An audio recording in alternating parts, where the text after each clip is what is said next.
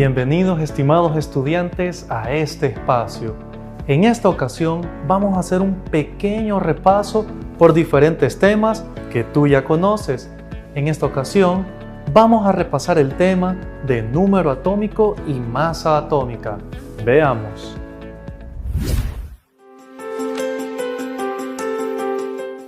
Hola, estimados estudiantes, mi nombre es Melissa Martínez. Bienvenidos a este espacio a donde aprenderás a identificar la cantidad de protones, electrones y neutrones de cada átomo de un elemento químico, a partir de su número másico y número atómico. Comencemos. Seguramente has visto antes una tabla periódica, pero ¿sabes cómo se utiliza?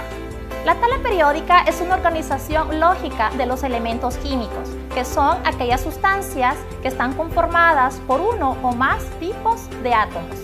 De esta forma, las propiedades de un elemento dependen de las propiedades del átomo que lo conforma. Si observas bien, los elementos químicos están enumerados del 1 al 118, iniciando 1 para hidrógeno, 2 para helio, 3 para litio y así sucesivamente hasta terminar en el 118 con el ogacenón. El número que representa a cada elemento químico se le conoce como un número atómico, el cual se representa con la letra Z. En un átomo neutro, la cantidad de protones es igual a la cantidad de electrones. Por lo tanto, el número atómico también nos representa la cantidad de electrones que se encuentran en dicho átomo. Por ejemplo, si tenemos el elemento químico del berilio, cuyo número atómico es 4, sabremos de que en el núcleo tendrán 4 protones y 4 electrones. Cada átomo que tiene 4 protones en el universo se le leerá correctamente como berilio. El número másico o de masa se representa por la letra A, el cual nos indica la cantidad de protones y la cantidad de neutrones que se encuentran en cada átomo de un elemento químico. Pero, ¿cómo podemos determinar exactamente la cantidad de neutrones de dicho elemento si no se encuentra detallado en la tabla periódica? Bien, ocupamos la fórmula. Número de masa o número másico es igual a la cantidad de protones o de electrones más el número de neutrones que se encuentran en cada átomo. Por ejemplo, tomemos a la plata. El número atómico de la plata es 47, es decir que tiene 47 protones y 47 electrones. Su número másico es igual a 107.87. pero el número másico siempre se utiliza como un número entero, por lo tanto lo redondeamos a 108. Para identificar la cantidad de neutrones que tiene este átomo, vamos nosotros a ocupar la fórmula y despejar la cantidad de neutrones. Por lo tanto, la cantidad de neutrones será igual al número másico menos el número atómico, que puede ser los protones o los electrones. Incorporando los valores, será 108 menos 47. Por lo tanto, la cantidad de neutrones en el núcleo de este átomo es de 61. Muy bien, hasta ahora has aprendido a identificar la cantidad de protones, electrones y neutrones de cada átomo de un elemento químico de la tabla periódica.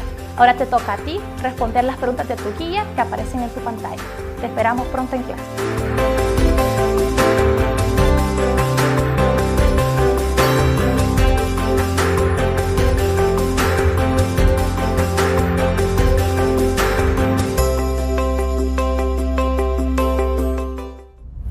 Ahora que ya conoces la diferencia entre número atómico y masa atómica, entremos un poco más en la tabla periódica. Para ello, vamos a diferenciar una de las características que la tabla periódica nos demuestra: los metales, los no metales y los semimetales. Veamos.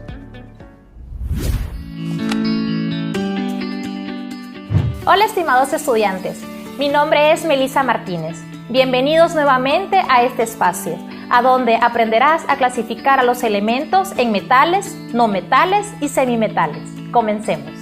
La tabla periódica es un conjunto organizado de información de los elementos y sus propiedades, a donde los elementos están ordenados de acuerdo a su número atómico. Según la conductividad eléctrica, la tabla periódica se divide en 3 grandes áreas: metales, no metales y semimetales o metaloides. Primero, los metales son aquellos elementos que conducen muy bien la corriente eléctrica y el calor, poseen brillo y son sólidos a temperatura ambiente, a excepción del mercurio. El galio, el cesio y el francio son metales líquidos a temperatura ambiente, ya que su punto de fusión es inferior a 30 grados Celsius. Segundo, los no metales son aquellos elementos que no conducen la corriente eléctrica y el calor. Son denominados aislantes. Son opacos y pueden ser sólidos, líquidos o gaseosos a temperatura ambiente. Y tercero, existe otro grupo de elementos con características muy peculiares en el límite de los metales y no metales. Por lo tanto, tienen propiedades intermedias, denominadas semimetales o metaloides. Por ejemplo, la conductividad eléctrica, aunque la posean, es menor en comparación con la de los elementos metálicos.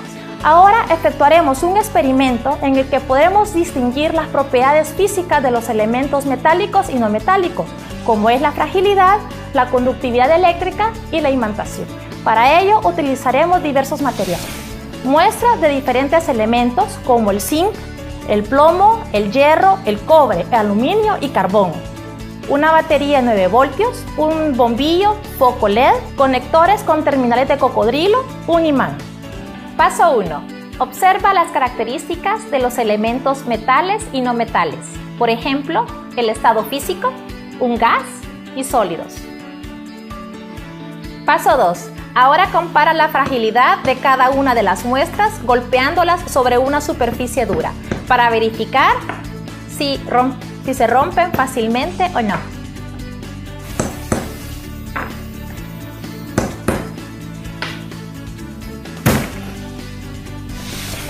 Paso 3. Armamos el circuito eléctrico. Para ello, conectaremos el cable a la parte negativa de la batería y el otro cable a la parte positiva de la batería. Ahora bien, la parte negativa, que es el cable de color rojo, lo conectaremos a la pata más corta del LED. Una vez listo, conectamos la parte positiva de la batería a una resistencia y el extremo de la resistencia al otro cable. Y ahora comprobaremos que el bombillo enciende. Probaremos cada una de las muestras para ver si enciende o no el bombillo LED.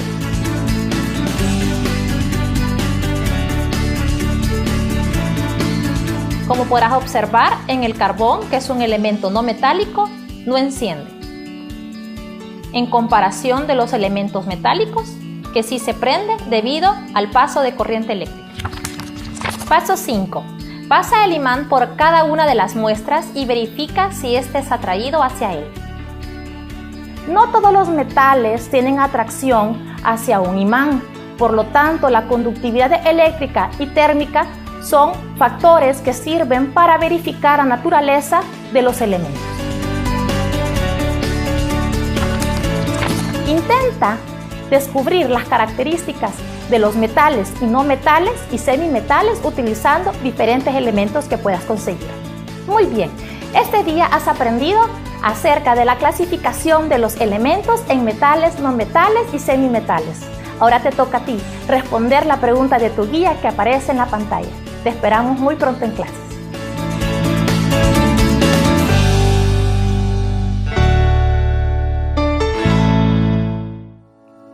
Los elementos de la tabla periódica no siempre se encuentran solos en la naturaleza. Casi siempre los encuentras en forma de compuestos. Para poder diferenciar entre elementos y compuestos, te invito a ver el siguiente video.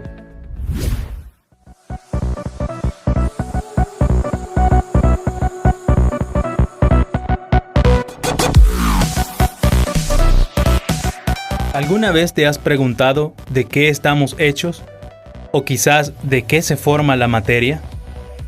Ambas preguntas son en realidad una misma interrogante que cada ser humano se ha hecho desde hace miles de años, al tratar de entender las propiedades de los materiales y objetos que le rodean.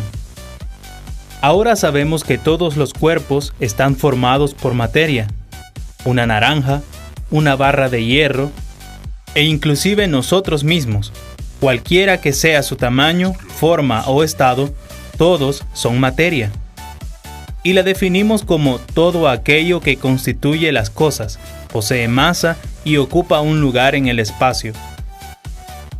Pero entonces, ¿qué diferencia a los objetos? Así es, su composición, lo cual podemos explicar con los materiales en pantalla.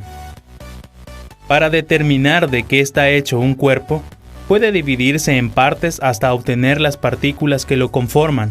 Estas partes, nombradas átomos, son muy pequeñas e invisibles a nuestros ojos, pero mantienen las propiedades del cuerpo completo. Así como este puntero láser necesita 3 componentes para su funcionamiento: las baterías, la fuente de luz y el soporte. Los átomos necesitan de 3 partículas subatómicas para existir como tales: protones con carga positiva, electrones con carga negativa y neutrones con carga neutra. Los átomos son los que determinan las propiedades de los elementos químicos. Por ejemplo, el oxígeno es un elemento que se encuentra en la naturaleza como un gas. Este es un modelo de varios átomos de oxígeno, formando el elemento oxígeno. Por ello, un elemento químico consiste de un solo tipo de átomos. ¿Podrías nombrar un elemento en estado sólido? ¿Cómo se diferencia entre átomos de distintos elementos químicos? Exacto, por sus números atómicos, los cuales se emplean para organizarlos en la tabla periódica. Por ejemplo, el carbono tiene número atómico 6. Indica que tiene 6 protones en su núcleo. ¿Recuerdas al oxígeno? 2 de sus átomos, con un número atómico 8, se unen para formar moléculas pequeñas. Pero esto no se limita al mismo tipo de átomos. 2 o más átomos de distintos elementos se combinan en una reacción química para formar compuestos. ¿Conoces alguno? El agua puede ser el primero que menciones. Esta se compone de 2 átomos de hidrógeno y 1 de oxígeno. Ambos elementos son gases y sus propiedades difieren mucho del agua. Otro compuesto que utilizamos a diario es la sal. Está formada por un átomo de sodio y 1 de cloro. Estos se combinan en una reacción química para formar el compuesto cloruro de sodio. Y así como la sal, otros componentes por lo general poseen propiedades físico-químicas muy distintas de sus elementos constituyentes. En conclusión, cuando los átomos de 2 o más elementos distintos se combinan, forman un segundo tipo de sustancia denominada compuesto, el cual es uniforme en cuanto a su composición. Cuando los elementos entran a formar parte de un compuesto, sus propiedades originales se reemplazan por las propiedades del compuesto. ¿Podrías nombrar diferencias entre elementos y compuestos? Ejemplos de compuestos son el agua, el cloruro de sodio, el alcohol, el bicarbonato de sodio, etc. Ejemplos de elementos son el oxígeno, el hierro, el carbono, el calcio, el níquel, etc. Esperamos que hayas aprendido sobre este tema y te invitamos a que realices una lista de los elementos y compuestos que se utilizan a diario en el hogar. Gracias por tu atención. Espero que haya sido de mucha ayuda para ti este repaso. Recuerda siempre mantener las medidas sanitarias. Lávate constantemente las manos y cúbrete la boca al momento de toser o estornudar. Nos vemos la próxima semana en este mismo espacio.